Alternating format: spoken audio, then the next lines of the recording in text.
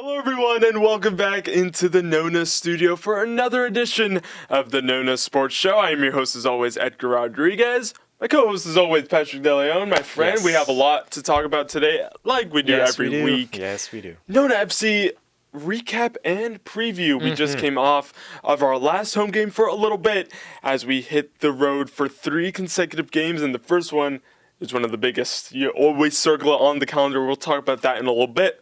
We're going to talk about the European finals we never talked about. Conference League final and the Champions League final. Very surprising result, by the way. Yes. And then transfer news, as always, the summer window it's kicking into full gear. Yes, it is. Lots of movement already. But, Patrick, we're going to start with our NONA News segment. It's going to become our NONA FC segment. Fourth game was a success, a 1-0 victory against Brevard. Wouldn't have expected anything less, would I you? guess no, but maybe could have expected a little bit more is the question, right? I agree. So, I mean, it was an early goal, 4 or 5 minutes in? 5th minute. Exactly. Brandon Nyong'o getting his second goal. Great finish. He comes... I remember I'm lined up with him. I just see him squeeze through the defense, a little couple moves. Yeah. Slots it home. Easy.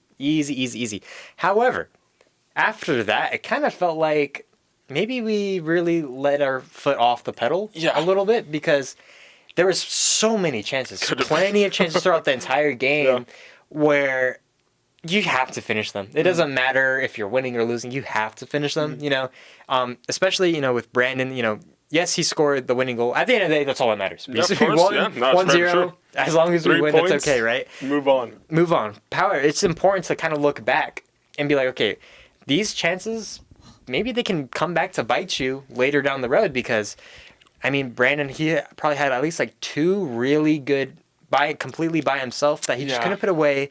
And again, I understand it happens, but those are chances you have to finish. You know? I agree. And not just from him, but as a team as a whole, it definitely in that final third lacking a little bit, and that was kind of worrying a little bit. I told you that I was like, offense kind of worrying me, but we won at the end of the day, so that is all I could ask for. Absolutely. Like we said, Brandon scoring second goal of the season after scoring away at Brook House. Yes. It was great pressing from Jamone, of course, as always intense in that aspect of his game. Winning the ball back and playing Brandon through, just cut the 2 center backs in half and just slotted it home into the bottom corner. That makes it a 3-0 aggregate score at home against Brevard this season. But like you said, that could have easily been what? On aggregate, think about those 2 games that we had against Brevard. Yeah, I was going to say that. But I think from a Brevard perspective, that's best case scenario because they went there and they were trying to damage limitation. They were trying to see the least amount of goals they could lay up against us. I think that was their mindset. Playing a slower tempo, playing a more physical game, I would say, on their part. And I think they executed that well. They did. Definitely in the second half. I think as the second half went on, we slowly saw them grow into the game a little bit more. Still couldn't really do anything in the end. So it's not like I ever felt threatened, but they just controlled a little bit more, I think, of the tempo. But, again, at the end of the day, we still came out on top 1-0. We got to learn, and we have a quick turnaround because we have Braves coming up immediately. Very true. On this weekend. Yes. So, how do we take those lessons into this game? Because now we're away for 3 games, like you said. Yeah. It's going to be an interesting stretch. So, before we talk about the first Rodeo Derby of this season, let's look back at last season's 2 Rodeo Derbies. Now, it was the same as this season. Our first game was away at the Villages, and we arrived there unbeaten during the season. We were riding the high of that, and then we go there, rain delay. And we talk about how rain delays just kind of throw everything into especially in Florida. Yeah, into just the air, right? First half was great. We should have scored. We should have put some chances away. It was 0-0 at halftime. And then Nico Diaz had the game of his life for Brave. Scored 2 worldies. I don't think he'll ever hit the ball that sweetly twice in a game again. I think he'll also admit that. He powered them through to a 3-0 victory. And it was our first loss of that season. So for it to come away at Brave, it obviously kind of hurt that extra bit more last season. Because that's all that really separated anything. Yeah. With first and second in the division, who knows if that's going to be the case this year. I mean, it's looking very different. We'll talk about the table in a little bit. But yeah, that game was a hammer blow for us. Mm-hmm. Now, then you move over to the home game, and we were both there, and it turned out to be one of the most memorable nights, I would say, in NONA FC history. Mm-hmm. Late goals from Paulo Alves and Simon Afrifa, kind of putting us, we got the upper hand in the end the last season with those 2 goals, with the just scenario in which it came in. Mm-hmm. But now you look into this new season, it's completely different, right? We're 3-1. They are 0-2-2 on the season. Yeah. Not the start that they would be expecting at all. No. But now you've got, NONA right now, currently at the time of recording, first place at 9 points. On goal difference in front of Gainesville. Yes, exactly. So NONA and Gainesville are up there. Then you have, I believe, Brookhouse are right below third. And then Jacksonville, and then Brevard, and everybody else. And so, before you continue, Jacks are on 7 points. 7 points, yes. In 4th, we're on 9 in 1st. Yes. So it's very congested at the top. It's very, very good. Everybody's taking points off everybody. Yeah. And which is not what we saw last year. No, not at all. So this is really like, okay, everything matters, honestly, just a little bit more, I would say. Mm-hmm. And that's why, when we lost 2-1 to Jacksonville at home, it was like, let's hope that doesn't turn out to be anything, that hurts us in the long run because, we still came out following game, Brevard 1-0. Yeah. But something in the locker room before the game that when Bruno was talking to our players and the guys, we had the next 5 games coming up, or the next 5 games coming up. He wanted 4 wins and 1 draw minimum in those next 4 games. So 13 points is what he was asking for. So we're at 3 out of a minimum of 13. Wow. And we've got an interesting schedule coming up. Is that doable? And if we do that, I think that can almost guarantee that we finish above. With how this season is shaping. That's a hard ask. Oh, yeah, 100%. Especially how this season's shaping up. But we can look at our first 4 games and be confident that is achievable. Doable. It's absolutely doable. But bringing it back to the Rodeo Derby, I mean, form goes out the window. We can talk about form all we want, but in a rivalry game like this, which is always one that's circled nationally at the USL 2 level, on the matches to watch, it's always on that list. We can talk about our 3 clean sheets in our first 4 all we want. We can talk about them conceding a goal in each of their first 4 games all we want. Mm-hmm. End of the day, those 90 minutes, Brave against NONA, you never know what's going to happen. And you have to make sure you're there to take advantage of any little opportunity, which is, of course, what hurt us last season there. Yeah. Let's talk about our offense a little more. Mm-hmm. Kraus, of course, injured, unfortunately, for a more extended period of time than we would have hoped for. Yeah. It was a training injury, always the most lamentable kind. Mm-hmm, mm-hmm. Do you think we'll be able to cope? Yes, I think I saw sparks of that on versus Brevard. So I do think we'll be comfortable. It's just, again, a matter of disciplining our players. Yeah. A matter of really, emphasizing we cannot miss these chances. Be more ruthless in front of goal. Yes, you cannot miss and pass up on these opportunities because they will 100%, if not in the same game, down the road, they will come back and haunt you. Yeah.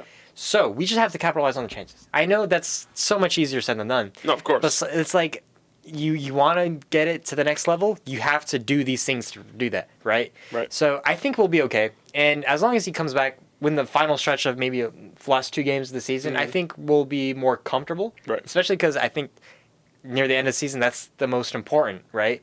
That can make or break your season. I mean, so can everything else now, but especially near the end, you don't want nothing to go wrong at the end. So I think we'll be fine. Maybe a little bit of experimenting that we can see happen. It's just a matter of, again, finding who fits in where that Bruno wants them to be. Absolutely. And we can't forget that the Brevard game started a period of 15 days where we have 5 games. So that's a game every 3 days. Yes. And we always emphasize, USL 2 is a sprint. It exemplifies it. I mean, a team like Brevard, they've already played half of their matches. They had a much more front-loaded schedule than most other teams, but man, I mean, we have to capitalize on this period yes, this of is, the season. And this is a load that is not just like not only seen here at the USL2 level, but professionally as well. Like Yeah, I'll take Orlando City as an example. Yeah. In May, they played 9 games in May. Wow. 9. Yeah. So you could see by the end of it, they were gassed. So about those Atlanta, Chicago losses that I was kind of upset about, right? If you remember. Yeah. But I mean, no different here. 15 days, 5 games. That is a lot for anybody. It's just a matter of rotation. It's rotation. That is the buzzword because that's where I wanted to segue to. Everybody has to step in. We had talked about wanting to see Jamon start. He started his first game against Brevard. Joao started and did brilliantly in that number 10 role. Brandon taking a new role, not wide, no, but as the number 9, as the main guy. And he got delivered. His goal. He delivered, absolutely. We saw Joel Sangwa at the back starting his first game of the season. We saw Enrique back at right back. Of course, he got injured in game 1 against Brevard, made his comeback against the same opponent.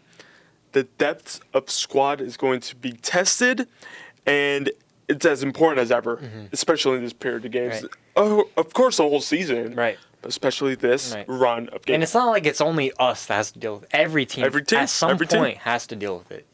So it's just part of the game. It's just a matter of who can manage it the most, the best, you know. We have a 1-1-1 record at the Villages. So in 3 seasons, there's always been a different result in a Rodeo Derby at the Villages. It's going to be very interesting. You are going to want to stay tuned to that. Unfortunately, it won't be us on the call. It will be Brave and their broadcast team taking care of that. But on the 7th at 7 p.m., fun fact, Gainesville and Sporting Jacks, they play at the same time. Ooh. So if you want some USL2 watch party action, it's a perfect time for it. Let's talk about some other results around the division because there have been some yes. Again, everybody's taking points off everybody. Absolutely. Gainesville had a perfect 3-0 start. They were giving us a run for our money in the first 3 games. They, unfortunately for them, dropped their first game against Brookhouse 3-2. Now, Brookhouse went into a 2-0 lead. It was 2-2, and then in the 88th minute, another late winner for Brookhouse gave them the 3 points. So Gainesville, who had crept into the top 25 of the Kickball top 25, of course, for USL2, dropping their first game of the season. That has huge implications because, like we said, 3-1-0, right? Both of us, so we're both tied. Gainesville as well. They just beat Brave. 2-1 yesterday at the time of recording. So what day is it? Wednesday. So Wednesday, On Wednesday, they beat Brave 2-1, and that was away at Brave as well. So huge results around the grounds. Like we said, it's NONA, Gainesville, Brookhouse, Sporting Jacks, and then Brevard and Brave already have some ground to make up if they are to make a push for the playoffs. And honestly, I think it's done for them. Like, you have to understand how fast the season goes. Yeah. We're already approaching soon the halfway mark. Yeah. And these points, I mean, we saw last year, separated by goals, separated by points. These things matter. Even if you're 1-2 points away, you might already be out of conversation. Yeah. And they're pretty behind. I think Jacksonville have been a surprise to me because they've been an eclectic mix, man. You don't know where you're going to get from them. Exactly. It's like, what's going to happen? You know, they lose to Brevard 3-0 one day. That's going to be a team I think everybody has already kind of looked at and be like, whoa, like, we don't know what to really expect. Like, we lost to them, but they've also lost to, whoever else. But they've also taken off points off everybody. They're such an interesting team. They're going to go on a 4-game home stretch soon. So if they can pick up momentum, they're going to be a real threat. And we play them in that stretch. Absolutely. We're right in the middle of those 4 straight home games for them. And similar to us, we go 3 on the road and then 3 at home. Yes. Before ending on the road again. So, my goodness, I mean, USL2 just throws up so many variables that you just cannot drop the ball for a split second because someone will be there to snatch it from you. And we're only talking Southeast Division. Like, we're not even including anybody else outside of Florida, really. I mean, imagine if we start talking about the Southwest Division with the 19-0s and the 10-0s. Oh, my goodness. That's all you got to know. At least we're not getting those results here. It's much more competitive. Yes. Don't take your eye off of the Southeast Division. I think that's the moral of the story. Once again, I can't stress it enough. Saturday the 7th, It's the first Rodeo Derby of the season. Stay tuned and watch it live on NBC Sports Engine Play. We'll be there in person, catching all the action. Also, of course, for our social media channels. But enough said for USL 2 this week. Patrick, we have some finals we never got to talk about. We're going to talk about them coming up just after this. Hi there. At Migaloo Pool, we make pool care easy, convenient, and hassle-free. We're your one-stop shop for everything your pool needs. Whether it's regular cleanings, equipment repairs, or even a completely pool remodel, our experienced team is ready to handle it all. You can trust us to keep your pool sparkling and running perfectly. Looking for supplies? Stop by our Orlando store. It's stocked with all essentials and extras to keep your pool in top shape. With Migaloo Pool, it's all in one place. Professional services, quality supplies, and a team that cares about your pool as much as you do. Let's make pool care simple and enjoyable. Contact us or visit our store and see how Migaloo can make a difference for you. All right, everyone. And just like that, we're back for segment 2 of this week's edition. Let's start with the Conference League final that we never got to talk about. We'll leave the big one for last. Betis and Chelsea went head-to-head in Warsaw, and we ended up seeing a Chelsea kind of just walk through. Yeah. Betis got off to a quick start, 1-0. Yes. Very early on in the first half. They could have scored within the first 2 minutes of the game. Took them closer to 10, but anyway, 1-0. And you're going to halftime saying Chelsea had a lackluster first half, but then Cole Palmer said, no, let me switch things up. 65th minute and 70th minute assisted the goals that put Chelsea in front, and they never looked back. Yeah, no, that was a painful loss on Betis' part. Oh, yeah, so harsh. You know, I don't think it was a 4-1 game. I think feel like maybe a 2-1. 4-1 is harsh on Betis. That is harsh. I think maybe if they were to lose, okay, like a 2-1, a 1-0, something Chelsea-esque. Understandable. You know? Yeah, but 4-1. But then Sancho got on the score sheet, and I said, okay, it's wraps. Yeah, like, that's how you know something's wrong. No, but I mean, Chelsea, that was, I think, one of the things we said was like, okay, Betis, they're going to be their first, like, real, like, powerful, competitive opponent. And even still, they made work of them in the second half. It was for the first 45. Right. But, yeah. Like, they figured them out, completely dismantled them in the second half. And it's just like, well, there you go. You know? Yeah. And it was kind of disappointing because I really wanted to see Betis win, especially because... We both did. Especially for me, at least, you know, I really like Cardoso on the roster. I think he does a great job in the midfield for Betis. So I would have loved to see him, American international. Yeah. Would have loved to see him win something with them. It just did not happen. But meant to be. He looks like he has a bright future ahead of him already. There's rumors of him departing, going somewhere bigger. It's just a matter of time, right? But would have been a great way to end the season, at least for the time being, with Betis. And Anthony as well. He's got to go back to United. Oh, my gosh. And look, Betis were such a feel-good story. I mean, it was the first European final in their history. I mean, they've never had a taste of this. This was, of course, their first. But for Manuel Pellegrini's side, I think they can be happy overall with how the season went. Maybe not with the result, obviously not in the final. I mean, that's just not what you wanted to see in the end. But for Chelsea, it means that they become the first team in history to win the Champions League, Europa League, Conference League, and Super Cup. At some point, yes. Now, does the Conference League, though, like, is that a thing to brag about for Chelsea? I mean, I understand because it's like, well, what are you doing playing in conference? Yeah, exactly. Kind of thing, especially for a club of that caliber. Yeah. If it was like reverse roles, if it was, we're talking like, I don't know, like the Forest, Nottingham Forest of the world, oh, no, right? Yeah, then party it's like, for Euro 9. Right, so it's like, okay, yeah, then you've you know, you build up from there and then move forward. Right. You know, I understand. It's like backwards. Like, oh, what are you doing celebrating winning Conference League? Because like you're Chelsea, you should be in. You know, I get it. I understand. But it's still impressive nonetheless. Like you got to win what's in front of you. Yeah. So you still have to do your job at the end of the day. That is your job at the end of the day. And for Enzo Maresca, that is going to be his argument because he came in there after only one season at Leicester. Yes, he won them the championship. But every fan was like, "Oh, this guy's out of his depth. What is he going to accomplish with Chelsea?" At the end of the day, I mean, you can look at the season overall and say that it was a success for him. It was. You know, so yeah, it's just a lot of different ways to approach this. But for Chelsea, hey, they'll be back in the Champions League thanks to their Premier League So it's like, well, it's not like they had the worst year either. They had a pretty decent year for Chelsea standards. They got what they needed to be done. They finished it.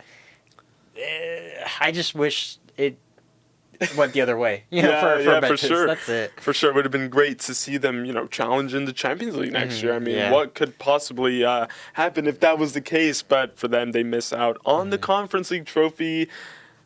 And we'll see what happens for Chelsea in the Champions League next year. But there's still ways to wait for that.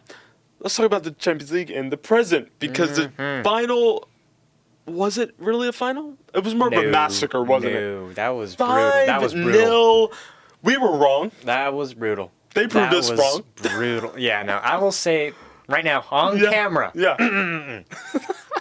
PSG, I apologize. No, yeah, we have to. And the thing is, that is the best I've seen them play. Bro, I mean. Ever. And the thing is, I'm not even going to say it's because Inter were horrible. I just think PSG were that good. Yes. They were just that phenomenal. And I was giving them so much stuff like, well, they weren't convincing against any of the other teams. But when it came down to it, they... Whoa. Like, literally me and... Like, after every goal or after every pass, it was like, wow. Like, wow. It was just me going like, wow. Wow. Every goal, I saw like I would jump up and saw it, I was like, wow. It was... Total domination. Watching it happen, I mean, once Hakimi scored... And he was left open in the box. I was like, "Whoa, game Inter, over." where Inter? Where were they? That is my question because we were talking about their experience. That was gonna push them over the line, and that was gonna, that expertise and that know-how of having been here before and all this stuff. Man, they looked like they were lost. From the kickoff. Yes. Which was very interesting by PSG, by the way. Yes, yeah, exactly. So it's like, what could have possibly happened? The styles of play? Why were Inter trying to play out of the bag against PSG? Have you seen those videos of Dembele and the look in his eyes when Sommer was going to take a goal kick? Yes, dude, he's waiting to poach it. He's waiting. But, like, that's the fire that every one of these PSG guys had. And the thing is, I think they understood the assignment. They understood it, and it wasn't all talk. It was action. Oh, yeah. And they understood, look, if PSG can't win the UCL final this year of all years... It's never going to happen. It's never going to happen. And I think they all understood, like, they are on the brink of becoming truly the laughing stock of the world. And they made sure it didn't happen. And they made sure it did not happen. Very true. I think they made sure that everybody respected them enough after that. My opinion on PSG has completely changed since then. Because now I can't make fun of them for not winning a Champions League. They are a team. That is a team. Now. We're not talking Mbappe, Messi, Neymar. No. That was a mess. Right. This was, you know what? They've won everything in France this year. They won a quadruple. They won the quadruple. They won the European treble. It doesn't matter what country you're playing in. If you win everything, you win like that, and Champions League on top of it. Has to be applauded. And to win in that manner. And then you know what's crazy? It could have been worse. Could have been so much worse. So we talk about Hakimi opening the scoring, Doué scoring the next two. He got a brace. Unbelievable. Yeah. Desiree Doué, my goodness. Yes. Baratskelia, another monster. And then Mayulu coming off the bench and scoring in the Champions League final is crazy. Barcola could have had like 2 or 3. Barcola, yeah, absolutely. And it's like, but Vitinha, I mean, he's all here. Talk about the presence in the midfield. Talk about... Bro. Do you remember that one video I sent you? I don't remember exactly where in the timeline that would fall in the game, but just how his work rate from going from one side of the field, going all the way back, driving the ball forward, laying it off and scoring. He's unreal. I saw you don't see that work rate. I saw a stat. And by the way, I don't know how they measure or count this, but about the amount of times he scanned the pitch. It's just... Somebody with that clicker just, Apparently, according to the stat, for every pass, he scanned the pitch 5 times. That is just... You can't teach that. High level. That's just... Football IQ is something you can't teach, and he has it. He is molding himself into a world-class midfielder in this PSG team. And this is a player that was on loan at Wolves 4 or 5 years ago that I didn't think much of at all. Yeah, I was like, oh, okay, just whatever. Wolves and their Portuguese national team there, right? That was the thought at the time. Exactly. But no, he's become unreal. Out of nowhere. I would say he led PSG. He led PSG to the biggest Champions League final victory of all time. Had never been 5-0 in a Champions League final. Unbelievable. But it's also now let's take a look at Inter. What happened from beating Barcelona to this? So what happened? Did they just exhaust themselves leading up to the final? What could have possibly gone wrong? My question is, were they lucky to have made it to this stage? At that same time, it's was there a reason why I never considered them in the first place? Yeah. Right? Yeah. Could the final have been much more competitive and close if it was PSG Barcelona? Oh, 100%. There's no question about that. I think so. But let's talk about, we talked about Inter's path being more difficult. Yeah. Yeah. But with hindsight now after the final, it almost kind of changes that. Were they lucky against Bayern? Yes. Late salvation. Absolutely. They won, of Inter, course, late at salvation. the Allianz. Barcelona, late salvation as well. Yeah, Extra time. So should we have seen it differently? So should we have approached the final differently? Probably yes, Maybe, of course. And with hindsight, obviously we should have. We're not professional analysts. So and predictions, I will always say predictions are there to make you look like a fool. Exactly. But man, I mean, Inter really, really did not rely and didn't lean on what they were good at. They didn't. No, and it just felt like they tried to do too much. Yeah. And it's why? Why would you even want to try to switch up everything that has seemingly worked up pretty well for you up to this point? Yeah. But I mean, also, could it just be a result of how their domestic season in Italy has Capitulated. Their season It capitulated. blew up. It fell apart. It did. It totally blew up. Napoli pipped them to the Serie A. They lost the Coppa Italia final to Cagliari. I mean, come on. And then they lose the Champions League final in this fashion. Simone Inzaghi Did out. they unintentionally put too much pressure on themselves? Could have. Was that just everything has gone to crap? Is Champions League or bust? Yeah, and they overthought it. They overthought and it. PSG made them work. They made them look stupid. They did. And they really did. That's insane. Simone Inzaghi is now going to enjoy a $20 million a year contract at Al Hilal. So I guess if you lose a couple finals, you get to jet off to Saudi. I mean, hey, win-win. Maybe I don't know. But for PSG, we have to talk about the emotional weight that this final carried. Yeah, you can't help but fall in love with Luis Enrique's story. Oh no, that's that's my favorite. The one thing I will say this whole time that Luis Enrique has been at PSG. What a guy! Not even just at PSG, but ever since his Barcelona days. Yeah. The one time I was like, you know what? I won't be mad if PSG win. Yeah. I won't be mad if PSG win Champions League because they have Enrique at the helm and because of his story, everything he's gone through. I won't be mad if they win, but I don't want them to win. Right. But not against him, just against the team. And they went, I'm like, hey, an amazing coach, amazing players. I can't argue against any of it. Yeah. It was 100% deserved, and across all aspects, not just on the pitch, but off the pitch as well. And hey, it was that's the final that Paris, they're gonna look back on forever. Oh, the rest of history. And it's not just him who have stories like that of having lost loved ones. One of his assistant managers, I believe, also lost his wife, I think. Yes. João Neves lost his mother not too long ago when he was, so man, I mean, it's just I think if you have not even just one, it doesn't have to be the whole team, but if you have a couple guys, whether they're players or on the bench or the staff, it makes a difference, man. If they have that fire in their soul, it makes a difference. You can go wherever. Yeah. And that's the thing. You have that drive and you channel it positively, just like how each of these people did. You're unstoppable. Yeah. That's all it takes.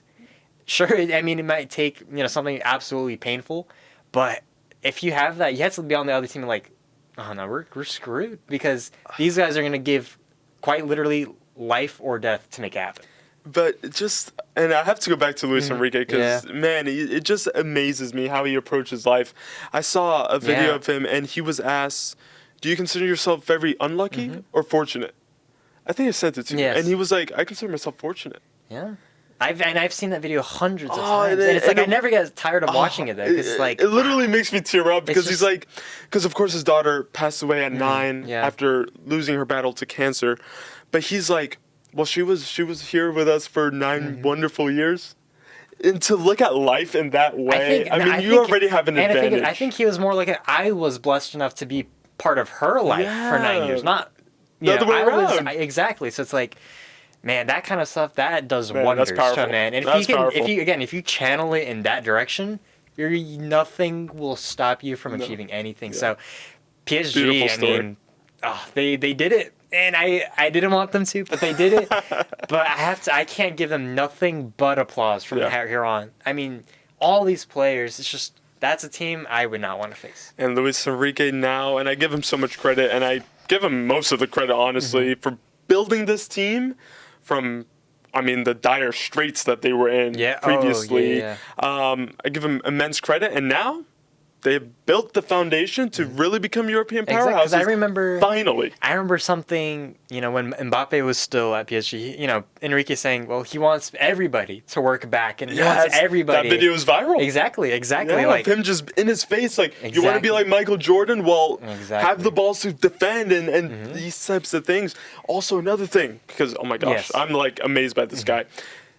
And a mindset that he wanted to instill on his players is that no one is special. And I think humbling we those players like that. We all saw it. Yes. Dembele, yes, we all know who Dembele is. We all know who Kvaratskhelia is. We all know who Donnarumma is. The thing is, we all know that PSG 100% have superstars on their team, but it never felt that way on the field. And it was just egos. Exactly. Yeah. It never felt that way on the field, and that's what ultimately led them to winning a Champions League. Because you never had that a couple years ago. You never even had that for the duration of most of their existence. Right. It's crazy. It's crazy. And we talk about him winning his second treble in his managerial career. Yeah. We can't forget he did it with Barca. Yes. And we talk about managers adapting to play styles. He went from that Barca team, MSN, and all this, to Spain. If you remember his time at Spain, it was unsuccessful. Yeah. It was a lot of sideways passing. It was a lot of boring football. He had to reinvent himself. As a manager, as a coach, as a world-class coach. And I think he's absolutely in that conversation once again. Luis Enrique. Yes. And PSG, well done. Yes. You are European champions. It'll be interesting to see how they follow that up. And to kind of make it a lighthearted end, I'm going to ask you a question. I'm going to put you on the spot. Chelsea, Tottenham, and PSG are the 3 European champions. What do all those have in common? Let me think. Chelsea, PSG, and Tottenham are all European champions. What do they all have in common? Yep. I need a hint. That's too broad. It's too vague. It pertains to previous coaches. Oh, Jeopardy music? Have I caught you off guard with this one? I don't know. They were all managed previously by Mauricio Pochettino. You're right. Yeah. Wow. What are the odds of that? Isn't that a coincidence? What are the odds of that? That they all win? On that bombshell, let's move on to some transfer news. Stay tuned. We'll be back right after this. Something new, something fresh. Yeah, I'm super obsessed. Let me know when you done messing. A little that, a little this, then you put it to the test. It's all in the expression. It's a mood, it's a vibe, it's a state of mind. And now I want it more. It's a mood, it's a vibe, it's a state of mind. Okay, you got the floor. It's looking good. I kinda like that.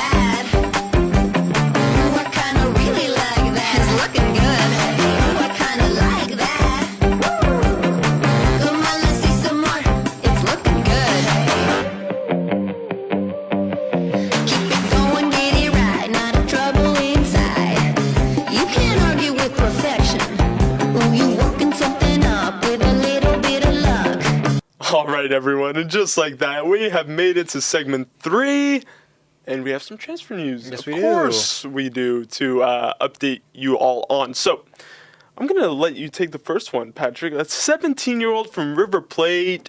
A free kick does wonders for you, doesn't it? That's what I told you. That would be Mastantuono. Franco Mastantuono. I cannot get that name. Franco Mastantuono. There you go. To Real Madrid for 45 million. PSG was the first rumor. Yes, I did see that. But he prioritized Real Madrid. Imagine having that option. Imagine being that good to have that option, right? Right. And, seeing him at River Plate, seeing him play in Argentina, and I'm like, yeah, that makes sense. It absolutely makes sense. But I think what kind of really solidified, like, oh, he's special, was when I sent you a free kick of him scoring against Boca Juniors in El Super Clasico.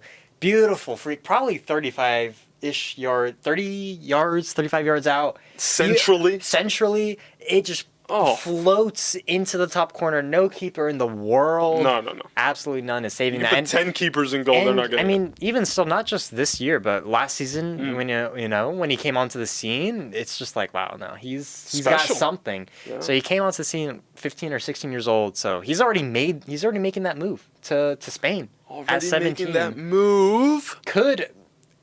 I'm not gonna put like super high expect. This is just for fun. Fun conversation. Yeah. If he really does ball out at Madrid, can he potentially like throw himself in the conversation of like the generation of like Yamal's and absolutely can. Like make kind of like a rivalry absolutely here. Potentially, can. if he lives up to that. He can, of course, launch himself into that conversation maybe after a year or two after proving himself. Again, I still think Yamal is the best player in the world. Nobody touches him. Right. But I'm saying potentially at some point, get you thrown in, hey, like this guy is giving you a run for your money, potentially. That is going to, I think, kind of motivate him. Maybe a little bit. Say, these guys are doing it. Let me join in. Let me join in all the fun. Right, exactly. Although, on the flip side. For the arch rivals, too. On the flip side, though. Yes. You look at an Endrick. Hasn't really worked out yet. That's exactly what I was thinking right now. Hasn't worked out yet. He's going to want to avoid that start. And the thing is, it's not like I ever expected, Goulart to necessarily be the next Jesus Christ of soccer. The next Zidane, right? I just know, okay, he has potential, especially for Turkey. That's what you want to see. Right. That's kind of what I saw him. Oh, he's going to be a great player for Turkey. Mm-hmm. That's how I saw him. Right. Now, whether he translates to just a really, really, really good player at the club level, that's a different story. Yamal, is Yamal. Okay, we've already talked about him enough. Endrick, not the way, I guess, people would have saw it go, especially at such a young age. Absolutely. And the thing, it's one of those things. I guess the interesting part is, a lot of the South American talent that go to Europe. Yep. 9 times out of 10, I feel like they can never translate to the highest level. Unless they go to Brighton. Unless they, right? Or unless they're already starting off in those academies in Europe, right? Where they already know the system, right? Yeah. But there's so much that goes into it. I think it's just a culture shock. That too. From South American football. Yeah. Already, one of the biggest names in world football, River Plate. But he's already down there. Not just him, but there's a couple other guys that are already being hailed as like, these are like Argentine saviors, for the next generation of Argentina. You always have to be careful with that because you don't want to put so much of a burden on them. You do not. So it's a tricky balance to be had. 45 mil to Real Madrid, he'll be happy. Yeah. That is a dream move for anybody at any age. I think PSG would have been a dream move. Yeah. But hey, if you have the chance to go to Real, can't say no to that. I think he saw what PSG's done. I think he wants to ruin a Champions League with Madrid, though. That is the goal of any player. Who wouldn't? That is the goal of any player. You do that, you've completed football, essentially, right? Pretty much. Might as well at that point. That's the pinnacle. Right? Will he play at the Club World Cup? That'll be interesting. Surely that could be a good showcase for him. Absolutely. I would think so. Xabi Alonso will want to have that move done. Mm-hmm. They're taking it very seriously, so I wouldn't be surprised to see Mastantuono in the all-white kit. Yes. As soon as this summer. Could have been with River Plate, but... you lose a good one. But, hey, goes to Madrid, though. Can't hate. That is special. That is special. Let's move over to Man City, who are cooking up a little something. Yeah. Not sure what it is, but it's something. It's something. Reinders from Milan. Mm-hmm. Here we go has been given. And Ryan Ait-Nouri from Wolves has also been given the here we go from Fabrizio Romano. Question is, or not really a question, it's a statement. Pep does not want a repeat from last season. No. Because even though, they, near the end of the season, they kind of salvaged what was left, right?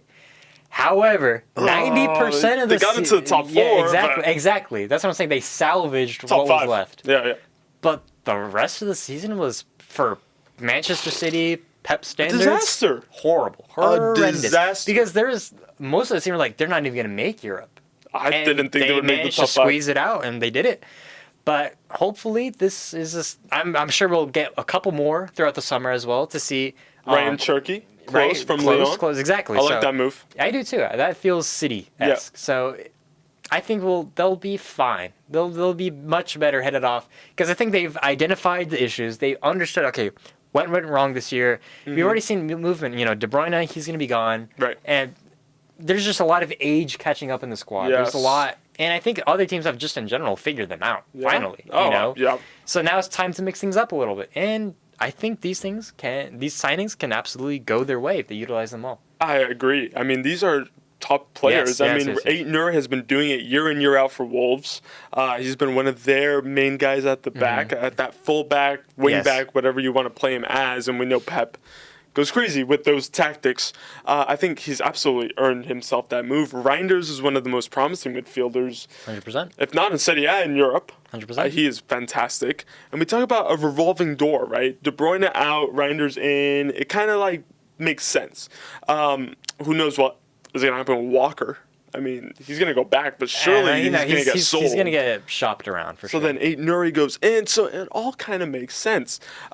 For City, of course, it was their first trophyless season since Pep's first season.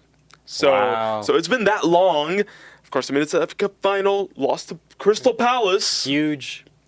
You know what I mean? So you need to pick yourself back up quickly from that. Interesting, though, because Pep had been in the press talking about how if he has a big squad, he would quit City. That's what he's saying. He wants he's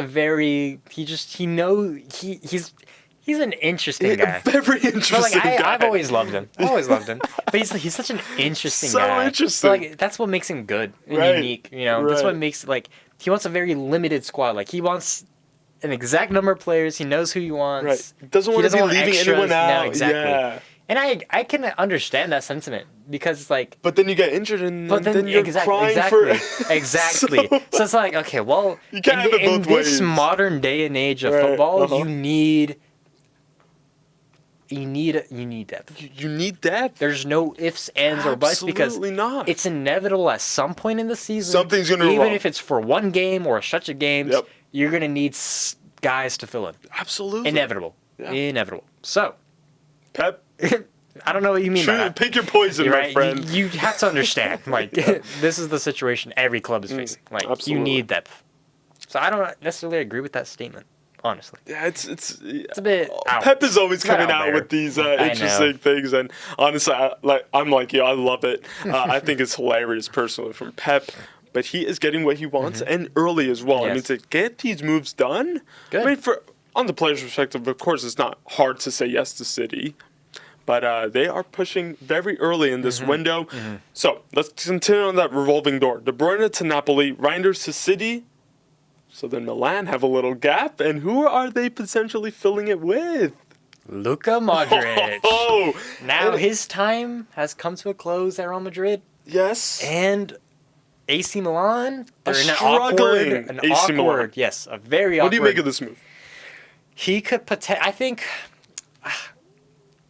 I don't mind it. I think his skills, especially at his age right now in Italy, especially, I think they translate well. I think so. I think they translate well. So I think he could potentially kind of give a boost of leadership, especially leadership, in this Milan squad, where it's been a mess. He can really thrive, I think. Yeah. Now, whether he's necessarily going to be starting or comes off the bench, and that leadership role. Yep. That has to be seen. Yep. But I think he has a lot left to give, especially he's just so knowledgeable as well. Mm-hmm. The way he plays, he opens up the game like it's nothing. So I'd love to see him, especially with that front line up top. I think they can have a better year. Make Europe. Now it's just a matter of where they fall. Yep. I think but I mean, I don't know, because at the same time, one guy isn't enough for that Milan team. No. They really need to focus on a lot. But will he elevate? I think so. I think he'll help. The simple act of him stepping into that dressing room I think he will 100% kind of give that we have Modric, so. the Luka Modric, and he'll go. No, sorry, no, go ahead. Yeah. Well, he'll step into that locker room and be able to look at guys like Leao and Santi Jimenez and Pulisic. Mm-hmm. Maybe that'll amp them up a little bit. That's what I want to see Pulisic play alongside Modric. I would love to. That's awesome. Yeah. And, one of the best midfielders in modern history, absolutely, you want to take advantage of that because he can service you however you need, up top.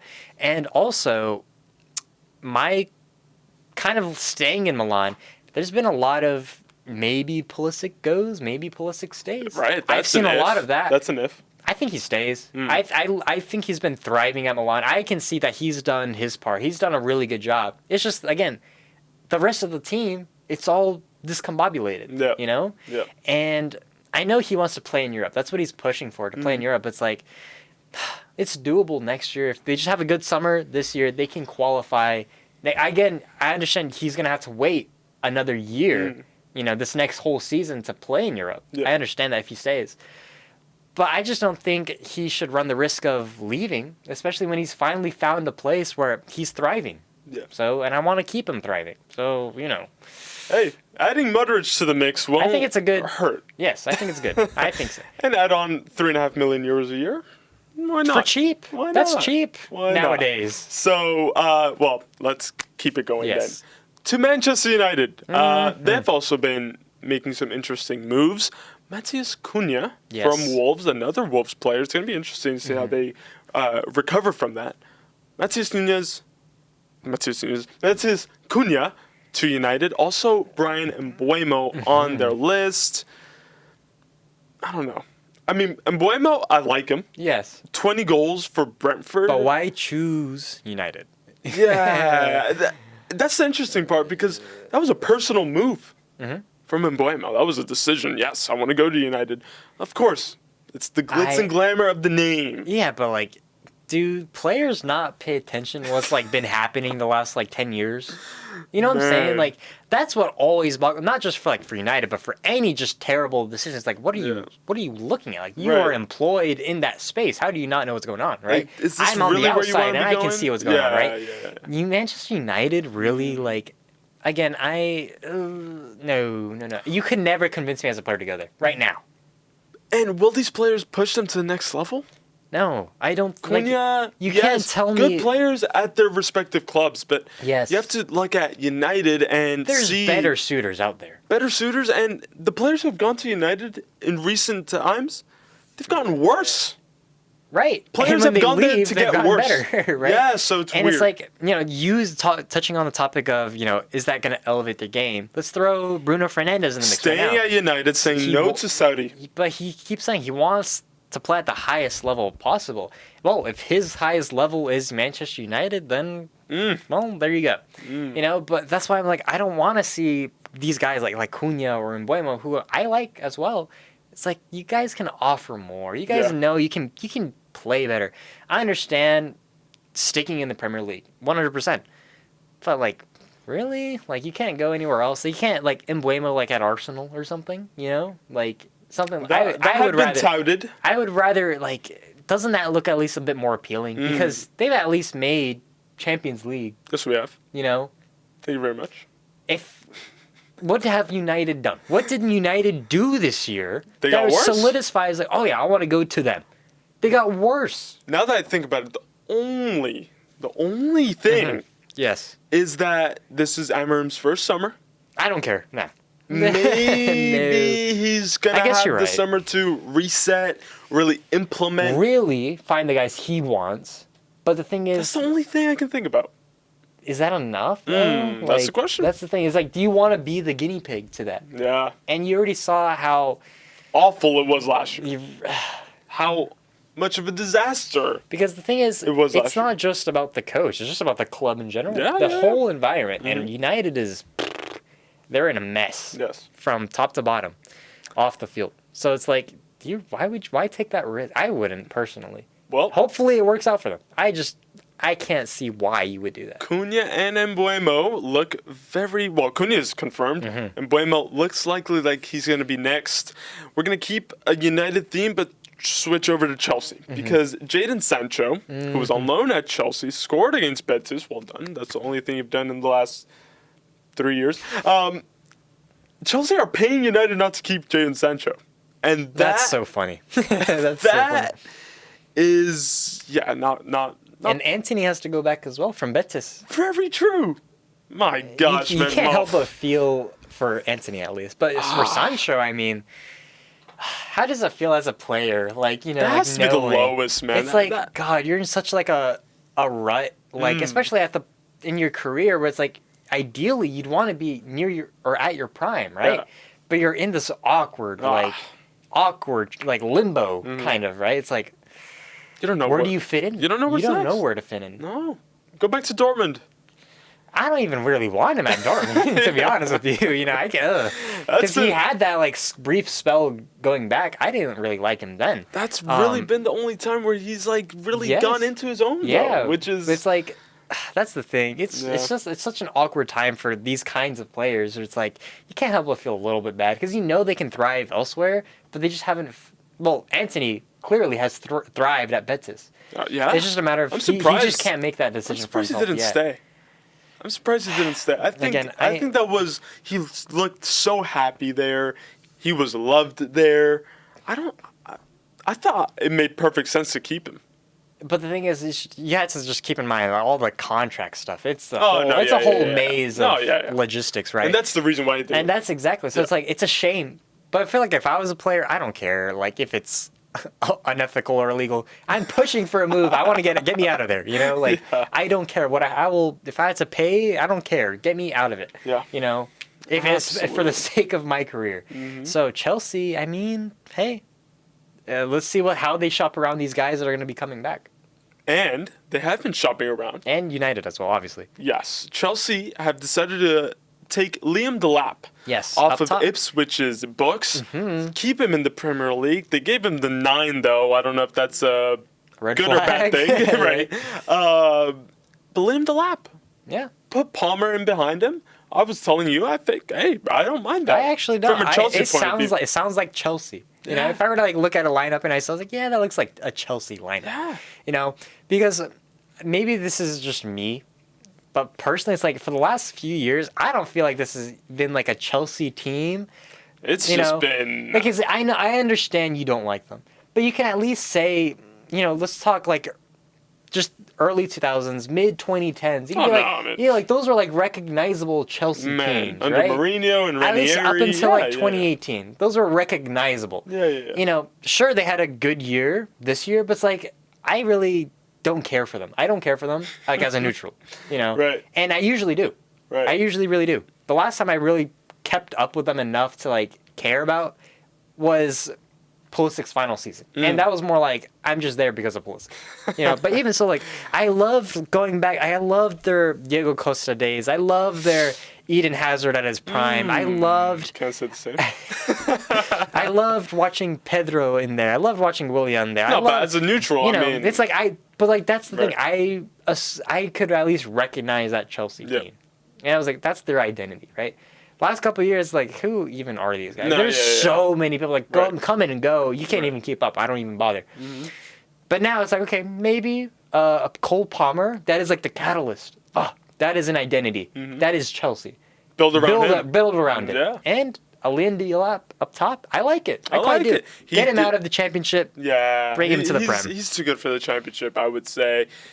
Had a good season, even though Ipswich went straight back down. Yeah. He was their guy. He did enough to prove that he can hang around up top. Absolutely. For the big boys. So that is confirmed for Chelsea. They are also in goalkeeper talks. Yes. We see Barca doing the same thing. But Mike Maignan from Milan, we were just speaking about Milan, potential owners, but at Chelsea right now, there's a bit of a difference in terms of what they value him at. But Maignan to Chelsea. Is that finally the keeper they've been looking for? I like it because, funnily enough, for whatever reason, it reminds me of Mendy at Chelsea.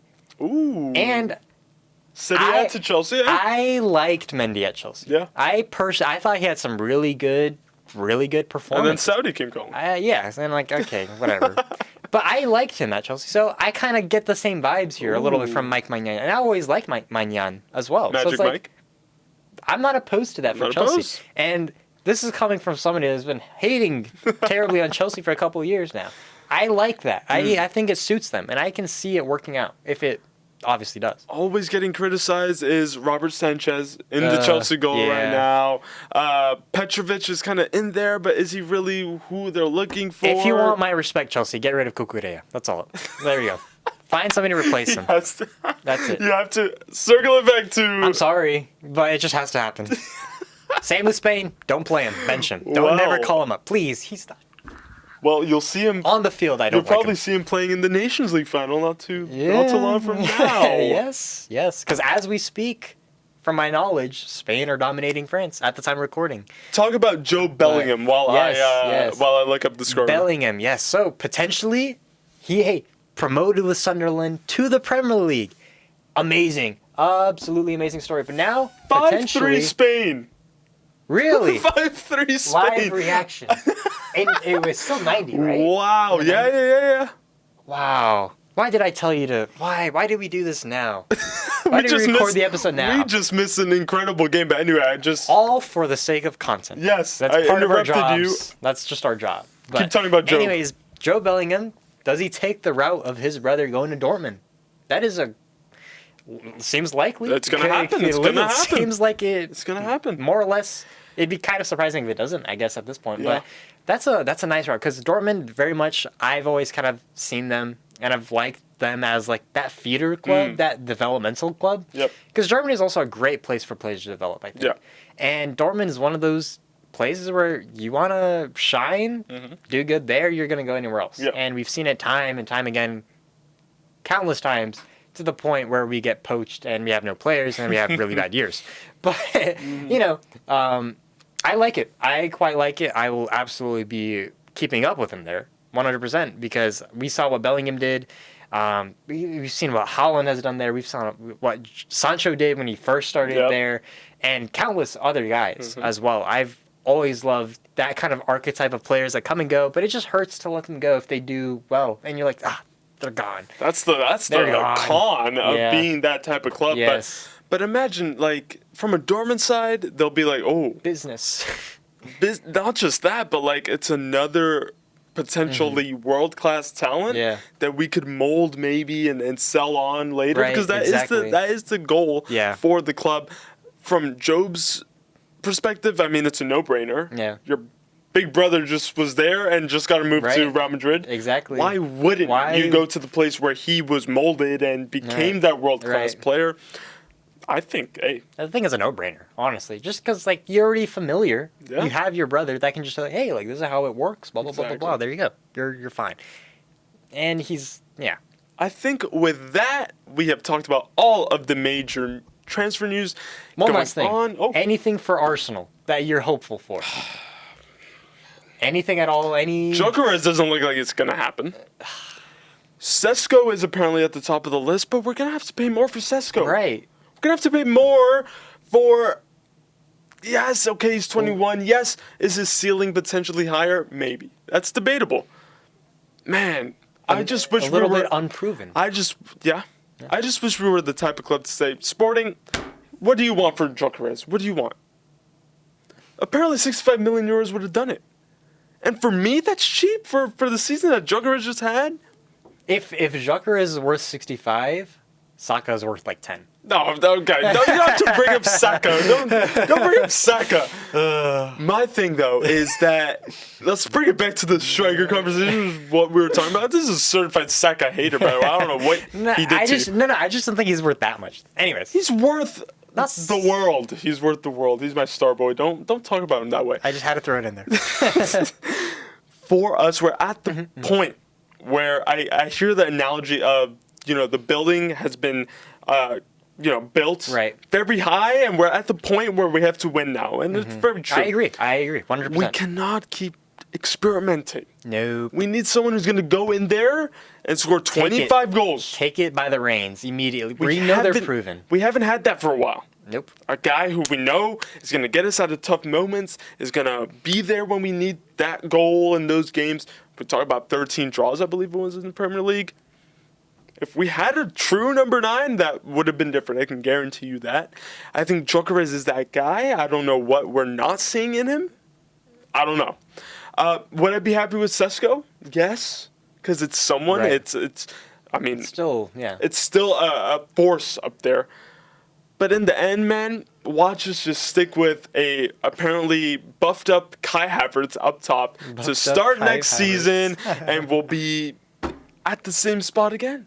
As an Arsenal fan, I would not be surprised. Let's see what happens, though. Let's see what happens. Will. Yes, we will. I hold on to a glimmer of hope that we might be able to get a Gyökeres or get a Sesko or whoever. But yeah, that's my spiel. Kai Havertz up top again. Let's do it. Let's do it. But we don't have to worry about that for now. We don't have to worry about that for now. Leave the stress to me. But that's it for this week's edition of the NONA Sports Show. Patrick, that was fun. Thank you for joining me once again. We got a Rodeo Derby coming up. We'll be looking back on that. We'll be keeping up with all the transfer window latest as well. But from us, from NONA Studio, that's it for this week. Take care and see us again next week.